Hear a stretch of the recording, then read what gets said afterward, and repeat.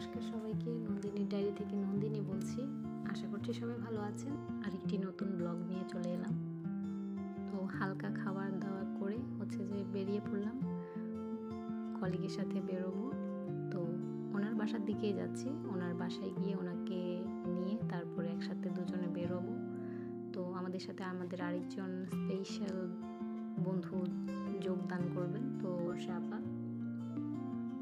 তো ম্যামের যে একটু প্রবলেম ছিল, উনি ভিডিওতে আসতে চাচ্ছিল না। উনি বারবার আমাকে বলছিল যে আপনি প্লিজ ক্যামেরাটা বন্ধ করুন। যাই হোক, আমাদের আরেকজন কলিগ বন্ধু, উনি আমাদের সাথে যে কিছুক্ষণ পরেই যোগ দিবেন। এই যে ওনার যে পায়ে প্রবলেম ছিল, সিঁড়ি থেকে পড়ে পা মুচড়ে গিয়েছিল। তো বেচারি অনেক কষ্ট করে যে বেরিয়েছে আমাদের জন্য। সুদূর ঢাকা থেকে এসেছে ছুটিতে, তো আবার চলেও যাবে। তো আমরা আশেপাশে আমাদের বিজয় সিং দিঘির এদিকে এলাম ঘুরতে। বিজয় সিং দিঘির এদিকে সহসা আসা পড়ে না, প্রায় 2-3 বছর পর এদিকে আসা। যদিও ফেনীতেই থাকি, তাও খুব কম বের হওয়া হয়। তো এখানে আসাই হয় না বলতে গেলে। আজকেই এলাম। তো সেখান থেকে যে আমাদের একটু শপিংয়ে যাওয়ার ছিল। আমাদের দুই বন্ধুর যে কিছু কেনাকাটার বাকি ছিল। তো আমরা এখানে এসকেলেটর উঠছিলাম। তো আমাদের বর্ষা আবার একটু প্রবলেম হচ্ছিল, উনি একটু ভয় পাচ্ছিল উঠতে।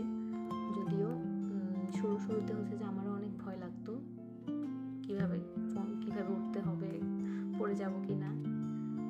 তো আমরা ওনাকে নিয়ে একটু মজা করছিলাম। বেচারি অনেক ভয়ে ভয়ে ছিল। এরপরে আমরা মেলার দিকে যাচ্ছিলাম। মেলাতে যে অনেক সুন্দর একটা প্রোগ্রাম ছিল, আর তো অনেক মানুষ ছিল। হালকা পাতলা অল্প কিছু রাইডস ছিল, আর অনেক স্টল ছিল। তো আমরা এই স্টলগুলো ঘুরে ঘুরে দেখলাম। যদিও কিছু কেনাকাটা তেমন করা হয়নি এখান থেকে।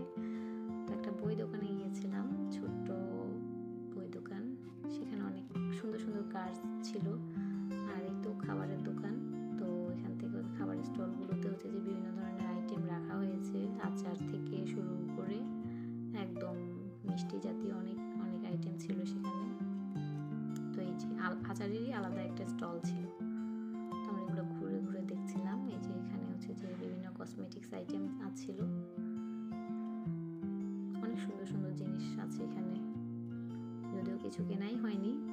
এই যে তারপরে যে রাইডস দেখছিলাম, দাঁড়িয়ে দাঁড়িয়ে শুধু দেখছিলাম, কারণ ওঠার যদিও ইচ্ছা ছিল, কিন্তু অনেক লম্বা লাইন দেখে আর সাহস করিনি ওঠার। এই তো সেখান থেকে যে আমরা আরো কিছুক্ষণ থেকে পরে বাড়ির পথে রওনা দিলাম। এই তো এখানে যে আমাদের খাওয়া দাওয়ার ছবি, আমাদের তিনজনের একসাথে সময় কাটানোর মুহূর্তগুলো আমরা ক্যাপচার করে রেখেছি। তো সবার পয়লা বৈশাখ কেমন কাটে